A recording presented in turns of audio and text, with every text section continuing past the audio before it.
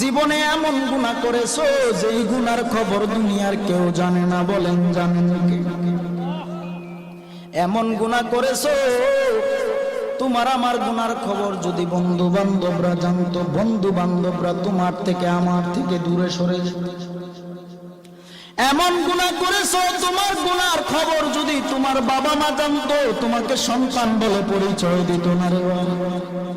এমন গুনাহ করেছো তোমার আশপাশিরা যদি জানতো, খাগালিয়ার মানুষ যদি জানতো, বাবা এলাকায় জায়গা দিত না। তোমার আমার গুনার খবর এলাকার কেউ জানে না, মা জানে না, বাবা জানে না, ভাই জানে না, বন্ধুরাও কেউ জানে না। বাবা তোমার আমার গুনার খবর এমন কোন গুনাহ নাই যেই গুনার খবর আমার আল্লাহ জানে না। আমার আল্লাহ বলে, ওরে বান্দা বান্দি, হাজার অপরাধ করার পরেও যদি তুমি তোমার মা বাবার কাছে যায় মাথাটা নত করে, তোমার মা বাবা তোমার হাজার অপরাধ ভুলে গিয়া তোমাকে সন্তান বলে কোলে টান দিয়া নেই, কিন্তু তুমি এমন গুনাহ করেছো যেই গুনার খবর কেউ জানে না, আল্লাহ জানে। আল্লাহ বলে, ওরে বান্দা বান্দি,